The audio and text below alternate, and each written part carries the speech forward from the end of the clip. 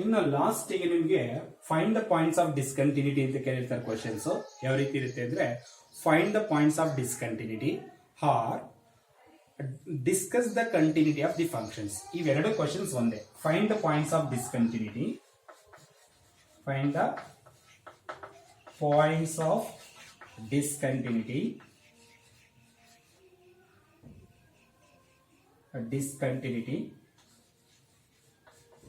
find the point of discontinuity or discuss the continuity of the following functions.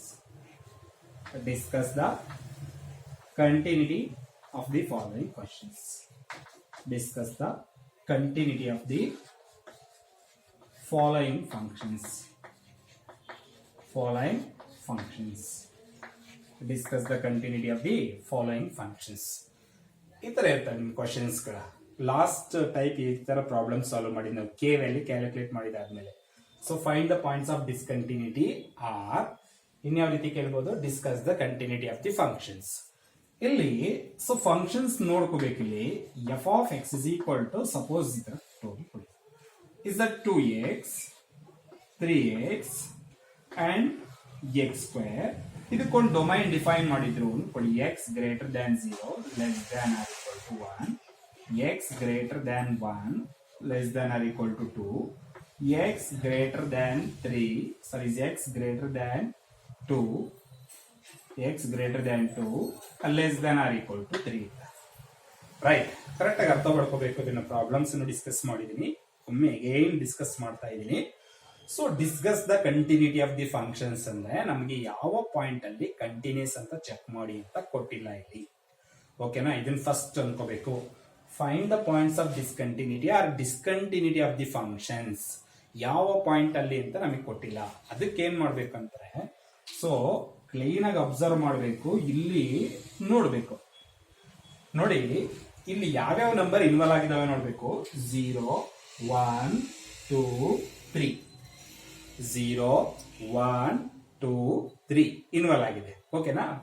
So ಇಲ್ಲಿ ನಾನೇನ್ ಮಾಡ್ತೀನಿ ಅಂದ್ರೆ branch point ಅಂತ ಕೆಲವೊಂದನ್ನ consider ಮಾಡ್ತೀನಿ. ಬ್ರಾಂಚ್ ಪಾಯಿಂಟ್ ಅಂತ ಯಾವ್ಯಾವ ಬ್ರಾಂಚ್ ಪಾಯಿಂಟ್ ಅಂತ ಕನ್ಸಿಡರ್ ಮಾಡ್ತೀನಿ ಅಂದ್ರೆ 1 and 2 is the branch point ಅಂತ ತಗೋತೀನಿ. 1 and 2 are the branch point. ನೀವು ಕೇಳ್ಬೋದು ಯಾಕೆ sir 1 and 2 are the branch points ತಗೊಂಡ್ರಿ ಅಂತ ಕೇಳ್ಬೋದು.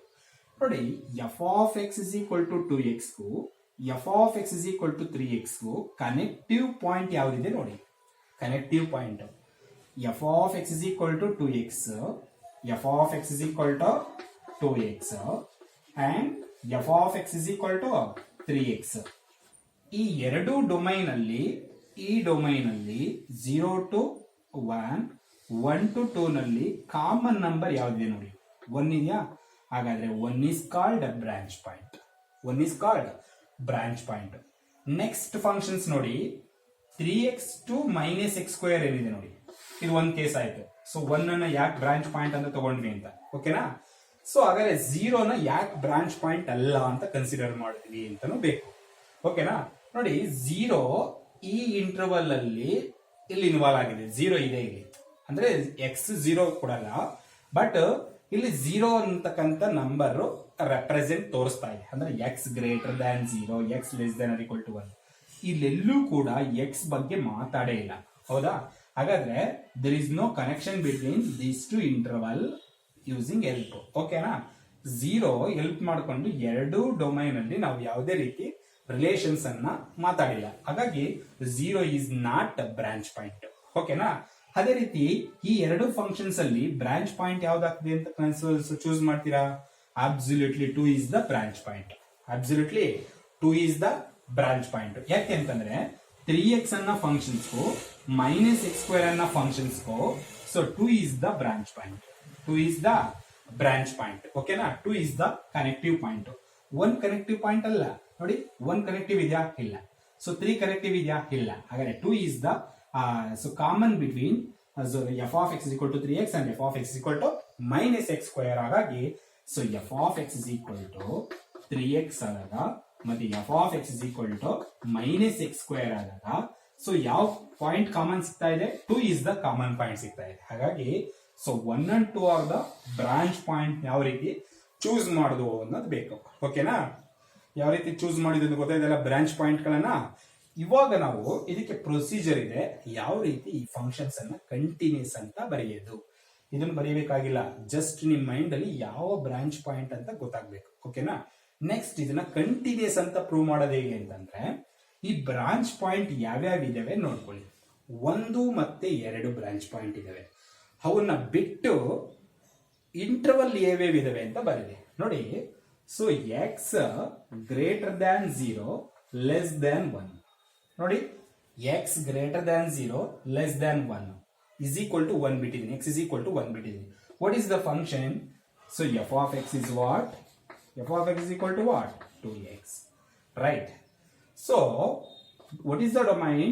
0 to 1. ಅಂದ್ರೆ the open interval 0 to 1. ಹೀಗೆ ಇದು ಒಂದು ಮೀನಿಂಗ್, ಇದು ಒಂದು ಮೀನಿಂಗ್. ಓಕೆನಾ? ಹಾಗಾದ್ರೆ what is f of x ಅಂದ್ರೆ polynomial functions. We know that every polynomial function is continuous function. Okay? ಹಾಗಾಗಿ so this is polynomial. ಓಕೆನಾ? ನೆಕ್ಸ್ಟ್ ಕೇಸ್ ನೋಡಿ, f of x is equal to 3x. f of x is equal to 3x. ಇಲ್ಲಿ x greater than 1 is less than 2 is equal to 2. ಆಮೇಲೆ ನೋಡೋಣ branch point ಆಗಿರೋದ್ರಿಂದ. Next f of x is equal to minus x square. ಯಾವ interval ಅಲ್ಲಿ?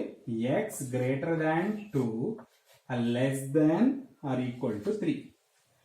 ಇಲ್ಲಿ is equal to 3 ತಗೊಂಡಿದ್ದೀನಿ. ಯಾಕಂತಂದ್ರೆ 3 is not branch point.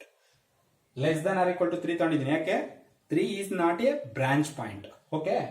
In all the cases, in the corresponding domain, so what is f of x? Polynomial functions. ಹಾಗಾದ್ರೆ ಏನಂತ ಬರೀಬಹುದು? f of x is continuous in its respective domain. In its respective domain. So because f of x are polynomial. Okay? So ಯಾಕೆ ಈ ತರ discuss ಮಾಡ್ತೀವಿ ಅಂತಂದ್ರೆ, ಈ branch point ಅಲ್ಲಿ sometimes continuous ಆಗುತ್ತೆ, ಸಮ್ಟೈಮ್ಸ್ ಡಿಸ್ಕಂಟಿನ್ಯೂಸ್ ಆಗುತ್ತೆ.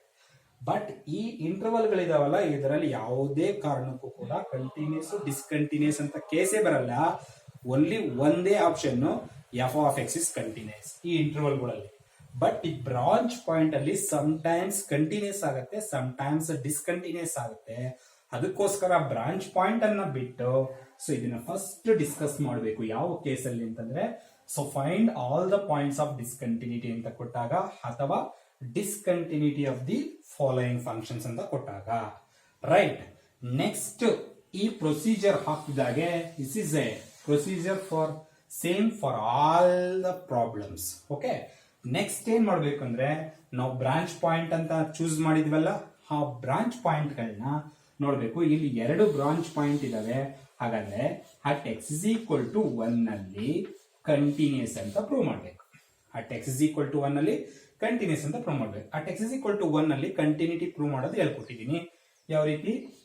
LHL, RHL, next value of the functions. ಈ ಮೂರು ಕೂಡ ಏನ್ ಬರಬೇಕು? ಫೈನೈಟ್ ನಂಬರ್ ಬರಬೇಕು. ಓಕೆನಾ? ಎಂತ ಫೈನೈಟ್ ನಂಬರ್ ಬರಬೇಕು? ಸೇಮ್ ಫೈನೈಟ್ ನಂಬರ್ ಬರಬೇಕು. LHL ಅಲ್ಲಿ ಏನ್ ಫೈನೈಟ್ ನಂಬರ್ ಬಂದಿರುತ್ತೋ RHL ಅದೇ ಫೈನೈಟ್ ನಂಬರ್ ಬರಬೇಕು. ವ್ಯಾಲ್ಯೂ ಆಫ್ ದಿ ಫಂಕ್ಷನ್ಸ್ ಅಲ್ಲಿ ಅದು ಕೂಡ ಸೇಮ್ ಫೈನೈಟ್ ನಂಬರ್ ಬರಬೇಕು. ಓಕೆನಾ?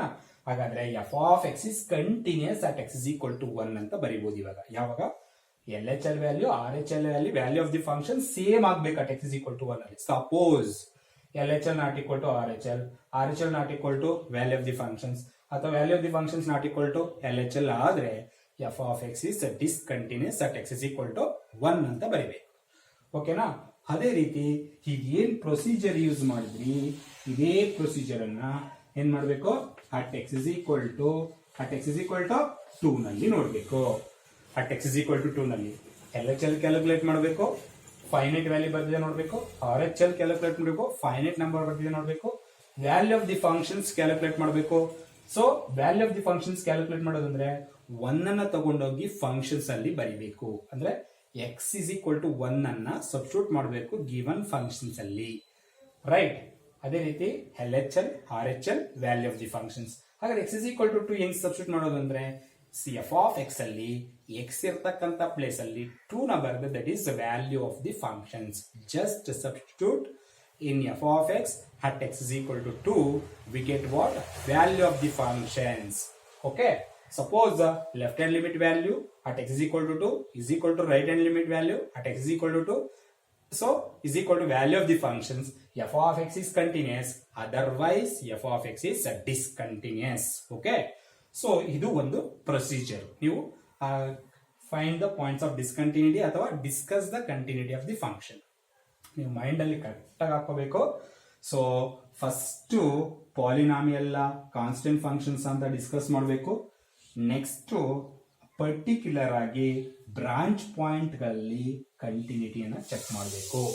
ಬ್ರಾಂಚ್ ಪಾಯಿಂಟ್ ಒಂದೇ ಪಾಯಿಂಟ್ ಅಲ್ಲಿ ಕಂಟಿನ್ಯೂ ಚೆಕ್ ಮಾಡ್ತಿರೋದ್ರಿಂದ ಪ್ರೀವಿಯಸ್ ಹೇಳ್ಕೊಟ್ಟಿನಲ್ಲ 2 step, either limit f of X is extends to ಏನ್ ನೋಡಬೇಕು, ಇಲ್ಲ left hand limit right hand limit value of the functions ನೋಡಬೇಕು.